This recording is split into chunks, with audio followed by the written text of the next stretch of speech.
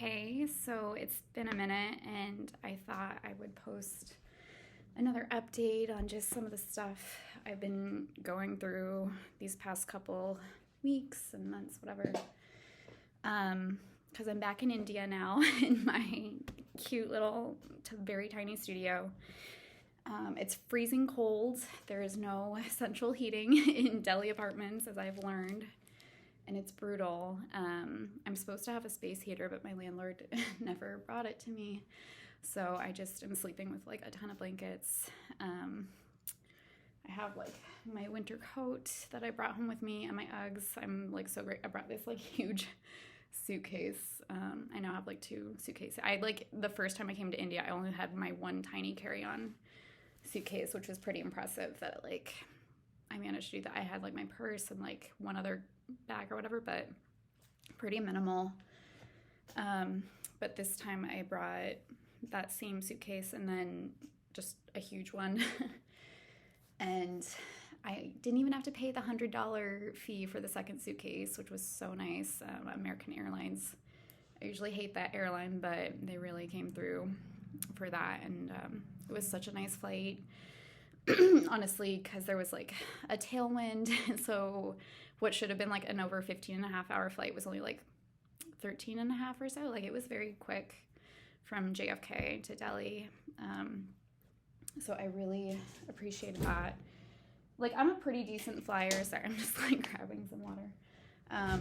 But like I did experience like some severe turbulence on a flight over the Atlantic from like Paris to New York or something like that. And like that was traumatizing. Like going through like severe turbulence over an ocean, and like you're just, when you realize you're in like a box of metal and there's absolutely nothing you can do and all of your power is in the hands of like the pilot. I don't know, it's just like really terrifying. Like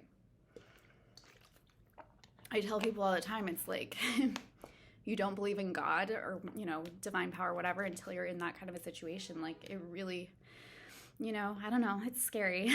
But anyway, so yeah, that was a nice flight here. Yeah, the first day back from my flight, I just like slept all day. Like the time zone is pretty brutal. Like the change, it's like 12 hours from Arizona. And I don't know, it's just, I'm really trying to just pace myself. Like I haven't been back to give readings in Lodi Garden yet because I just, you know, the weather's been cold. It's so polluted.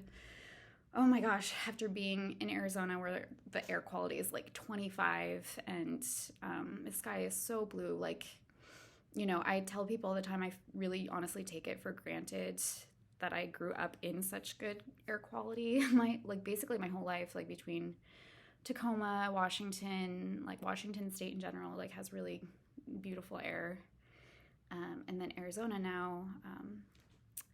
So comparing that with the pollution in Delhi here, it's devastating. Like truly, like I look at my phone and it'll be like 450, you know, AQI, and it says severe. And it's like, if you have any kind of like breathing condition, like you shouldn't be outside, you know, but what choice do people have, you know? And I really need to get a mask. Like it's bad of me that I don't have one. But like these rickshaw drivers, you know, they are really bearing the brunt of it, you know, they're just like driving and inhaling all the fumes and smoke, and it just like, it really makes me so sad, you know, that people have to like endure these kinds of conditions. And that the government, you know, I just keep hearing people saying all the time, like, oh, it's only 2 months of the year, like whatever, like put up with it and just like deal with it, you know. But it's like no, like how hard it is, like the toll it's obviously taking on people's bodies and health, whatever. It's just like, it's so apparent to me. And again, it's like comparing that with what I observe when I'm in the United States and in Arizona, you know, it just becomes really apparent to me, like this is a crisis. Like the pollution in India and, you know, specifically Delhi, at least that I've observed, you know, we can blame it on the geography. Like, you know, a lot of people talk about the Himalayas, and you know, I get it, but like still there's a lot we could be doing to curb, emissions and, not burning the leaves and stuff like that. Like the firecrackers, like Diwali was just like terrible. Like I don't like 4th of July either. I think any of the holidays where you're like, setting off these, fumes and creating all this pollution in the sky, it's just like, we need to stop. Like as a society, as a human race, like we need to get our shit together and not be doing this stuff, because it's just so sad. I don't know. Like I look at these little children, that I see at the park, and it just breaks my heart, because it's like, again, like they don't have, any power to say like, don't fucking, I'm like getting like really passionate about this, but it's just like, we need to be better about not being so wasteful and just polluting everything, it's just like, I don't know. I worry a lot about global warming and climate change and stuff like that, and I see just how fast things are like really turning, like even in New York, like all the flooding I've seen. Again, like Delhi speaks for itself. Like as much as I hate that I myself, I have to be there, and again, it honestly sounds so selfish to say that, because I have the privilege that like I can choose where I live in the world, right? Like I can choose to live in a place that has amazing air quality, and other people don't have that choice, obviously, right? And so it's just like, I don't know. I'm getting emotional, because again, it's just like so preventable. Like I just don't understand why these governments continue to just kind of like act like it's not a thing and like whatever, like just write it out. But like, I don't know, just like human quality of life, especially when it comes to the environment and stuff like that, like we really need to start taking it more seriously. Like I said, I think me living in India and being so, close up and firsthand to the consequences of polluting our environment, it's really eye-opening, and I'm so grateful for that, I mean, yeah, I don't even think living in New York, it really was anywhere near kind of the environmental things that I've seen living in India. So that's that. So it's kind of a long-winded like rant about the environment, but it's important. Again, I think it's like really weighing on me lately. I don't know. I just think a lot about it. It's like with the earth and our environment, like there are some things that we are not going to be able to reverse, as much as we try or whatever. And so we just need to be so much more conscious. And I really hope like the older generation who like clearly don't care, nearly enough, like get them out of office, get them out of positions of power and making decisions around this kind of stuff, because they're lacking so much foresight in terms of what their actions are doing by whatever, not meeting deadlines. Like I see all these things about like by 2050 we're going to curb these emissions. It's like 2050, like are you kidding me? Like no, we don't have that much time, like seriously. So anyway, while I was home in Arizona, I did a lot of yoga, which is like truly such a, I don't know, like I am so grateful that I found yoga because it's just like the one thing that like I feel really brings me back into my body and just like grounds me, especially allows me to kind of just like relax and unwind. Like as a healer myself, obviously I'm always giving, always pouring my energy, which I really do work hard to kind of like balance out and just make sure that when I come to a person to give a reading or whatever, I'm bringing forth my best self, but that's very draining, and again, as any healer comes to know, they take on the other person's energy in the process, and most, people who come for readings are in a very low vibrational place, grief, sadness, whatever, depression. So it's become really, really important for me to learn how to kind of like transmute that energy. This is kind of the word I say. Cleanse it, clear it out, whatever. And I do feel like yoga and just being in nature have been like so essential for me. I do drink a lot of water, obviously. Like that's something I've really been working on because I don't know. I don't get thirsty, I guess. It's like I kind of just like don't think about it. But, again, being in Delhi, being in Arizona, it's just so important that we like really stay hydrated, you know.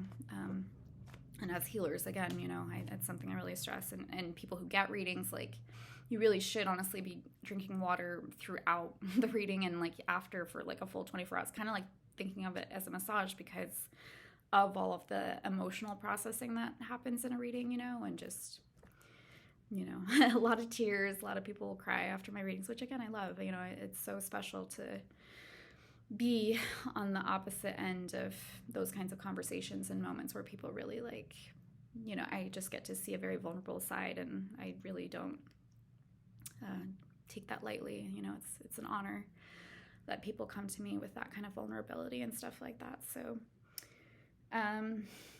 otherwise, I am, you know, in a miserable place. I don't want to talk too much about this, obviously, but to people who watch this video, if you've made it this far and still care about my life, it's been awful. You know, I gave a family friend permission to help me place Lainey, my cat, before I left for India. And that friend absolutely betrayed me, screwed me over by giving Lainey to someone who has at this point blocked me on all social media. Her cell phone number, refuses to be in any kind of contact with me for absolutely no justifiable reason, right? Like, again, I will be the first to say there should have been more clarity before I, you know, gave my cat over to another person. And, you know, I won't get too deep into the details of it all, but I basically did have my mom kind of give Lainey to this woman, and I wasn't there to kind of like have the conversation and explain, like, by the way, this is temporary. Like, I am not giving you my cat. You can temporarily foster her while I go to India, right? And, but yeah, so I wasn't there to do that because I had already flown to Mumbai at that point. But basically, you know, after a couple months, because I was initially texting this woman, she just stopped texting me altogether. Like, she wasn't answering any of my calls or texts. And like, I was asking for pictures of my cat, you know, I missed her. And I basically just come to find out that, again, this woman just assumed that I was giving Lainey away and like I shouldn't have any further contact with her. So it's just been like, it's cast such a dark shadow over the past year, you know. I mean, it's been like 6 months, I guess, that I've known that like this woman just like has no intention of giving Lainey back to me, and it's been really, really hard. So I don't know, it's like just made it really hard, as I said, like on top of like being in a new country and adapting and growing my business and just everything I'm dealing with, like to also be in a situation where this woman is literally just trying to steal my cat and never let me see her again. It's just like so messed up. And anyway, I really hope the justice system pulls through and that everything works out, but it's been really, really tough. But yeah, I'm sorry I'm so emotional, but again, this is just like kind of like, I just want to like share with anyone who cares. And yeah, but I'm happy to be back in India, honestly. Like, it is really nice. I've seen a lot of people. I love the dogs here. I'm like so excited to go back to Lodi. I like, this is like the third time I've talked about these dogs on these videos, which is like crazy, but they really are so sweet. I was like literally talking to my friend tonight about how, I don't know, it's just something about like the dogs and the cows specifically in India. They just have like the most like, I can't even, like gentle, sweet, kind souls. You know what I mean? Like, they're so sweet. And like, I don't know, there was this dog, especially tonight, I went to Nehru Park here in Delhi, and it was just so happy to like let me come over and pet it a little bit. It was like so simple. It was like 5 or 10 minutes of my day, but like it was just like so sweet to connect with that dog like that. So I'm just like really happy. Like, even if I don't, you know, have Lainey in my life right now, I'm really glad that I can at least like get to spend some time with the animals here in India, because they really are sweet, and it's just been really nice to experience that. So anyway, again, this has been a very emotional video, but anyone who watched, of course, if you have any opinions, comments, thoughts, I always love to see anything.